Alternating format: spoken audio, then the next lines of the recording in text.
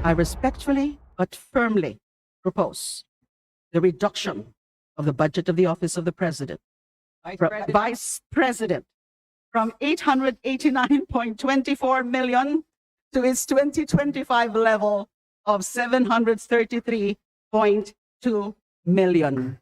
I so move.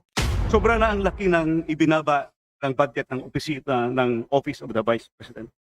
Despite the drastic reductions for Madam Speaker, Majority Leader, may we request that the Honorable Hungab stick to the motion to appeal the ruling of the sponsor rather than have an explanation. Yes, Madam Speaker. The budget of the OVP has been deducted 2 times already in 2024 and 2025, and another reduction in 2026 with really, I would say, cripple the office. Only 2/3 of the original budget has been left. So I move to, I would like to appeal the decision of the Chair. Mr. Speaker. Majority Leader. Magandang araw po sa inyo lahat mga kababayan. Kumusta po kayong lahat? Saan magdako po kayo naroon, sana'y nasa mabuti po kayong kalagayan. Andito naman po tayo sa isa na namang reaksyon sa mga bago at may init na kaganapan dito sa ating bansa. Eto mga kababayan, medyo hindi magandang araw ito para sa mga tulad natin na sumusuporta dito nga po sa mga Duterte mga kababayan. Dahil natapyasan po o nabawasan na naman po ng pondo itong si Vice President Sara Duterte. Ito po ay kasunod ng pagpropose itong si Dilima na mabawasan nga po ang pondo ni Vice President Sara Duterte mga kababayan. At ito pa nga po ang isa pa sa malungkot na balita para sa mga katulad natin na sumusuporta nga po dito sa mga Duterte mga kababayan. Ito nga po hindi po naaprubahan ang request na interim release nitong kampo po ni dating Pangulong Duterte mga kababayan.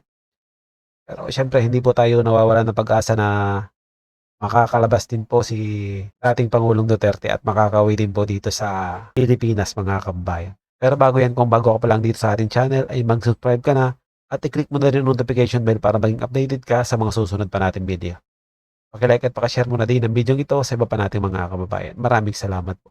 Again, I propose an amendment to the budget of the Office of the Vice President in the form of a reduction from 889.24 million to its 2025 level of 733.2 million, representing a reduction of 156 million or 17.5%.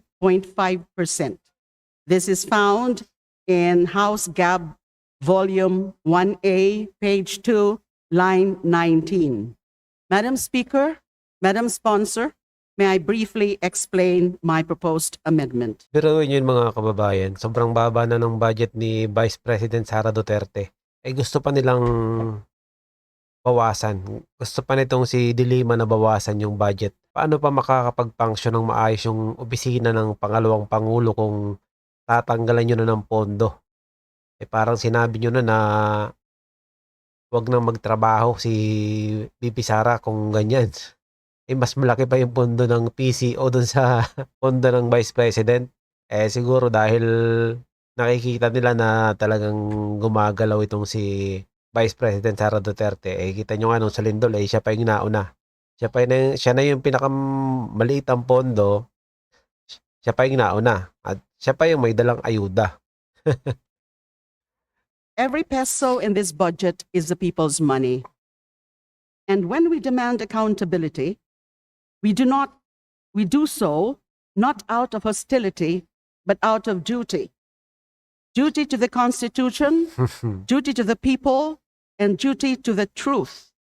Bakit hindi mo sabihin yan dyan sa ilan kasama o mga kasama nyo dyan na hanggang ngayon ay hindi pa naaayos yung issue?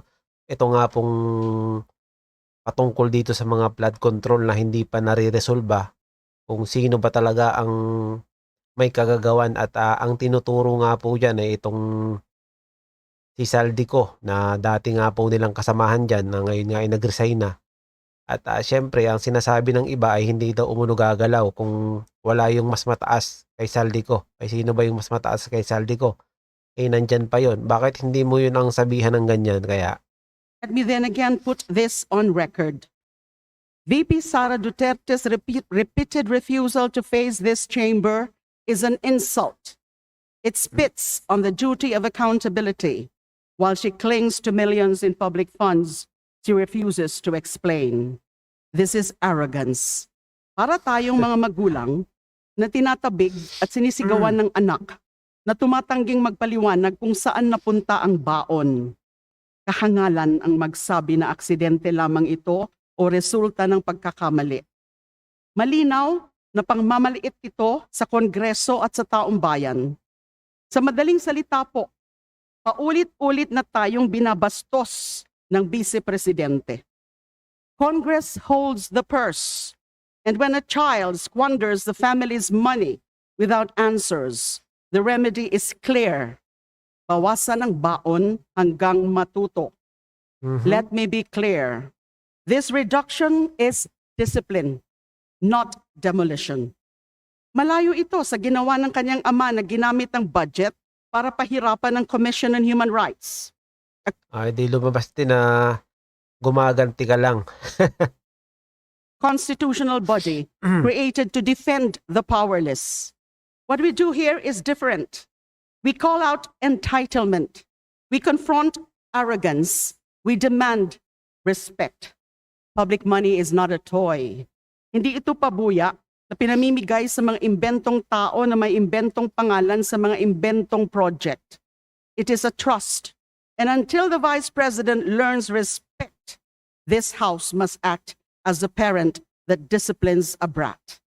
Alam ko po that this move will generate varied reactions. It might even be exploited by certain camps to elicit sympathy for VP Sara. Diyan naman sila magaling, kadramahan. Pero hindi pwedeng mangibabaw ang drama sa kung ano ang tama, sa kung ano ang makatwiran, at sa kung ano ang nararapat sa pagtatanggol sa dignidad ng institusyong ito. Pakinggan niyo mga kababayan. Dignidad ng institusyong ito. At ng proseso ng pambansang budget.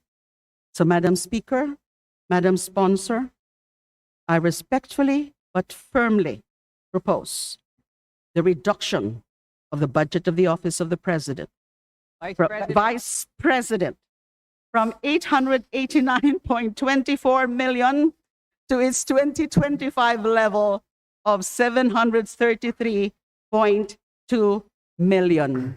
I so move. Maraming salamat po. Madam What Speaker, does the sponsor say? Halata talaga na pinagplanuhan nila. Pinagkaisa nila yung budget ni Vice President Sara Duterte. Para nga naman kung wala na siyang budget hindi na siya makakapag-function ng maayos.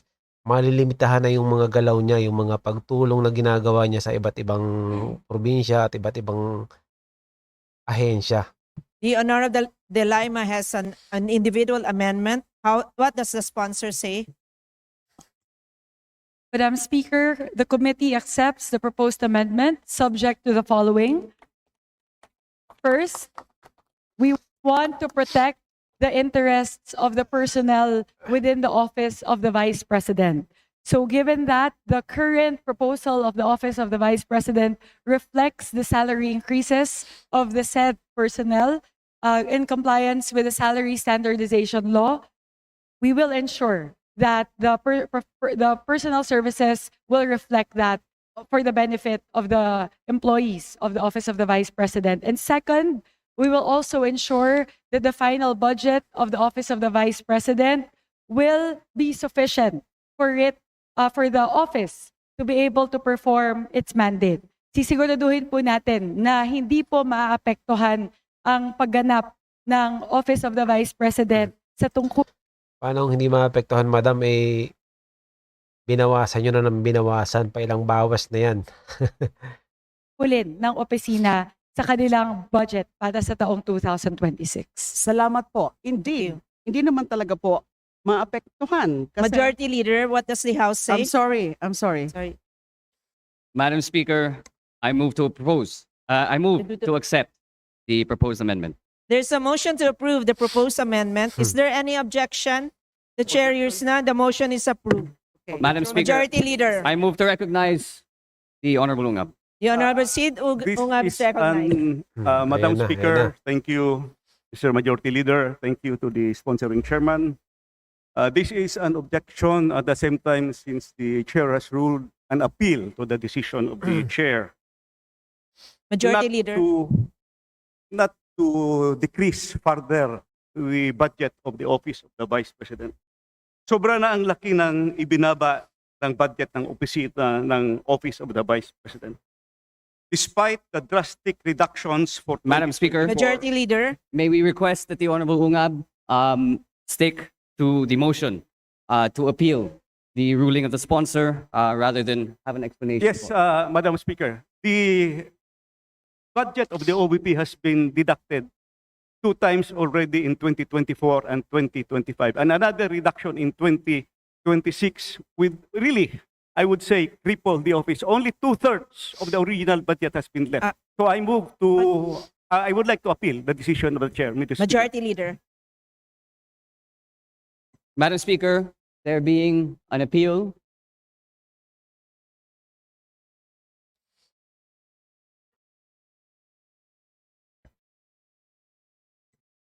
Madam Speaker, there is an appeal to the ruling of the chair to reject the proposed amendment. I now move to divide the House. For the information of the body, an aye vote sustains the appeal and the nay vote defeats it.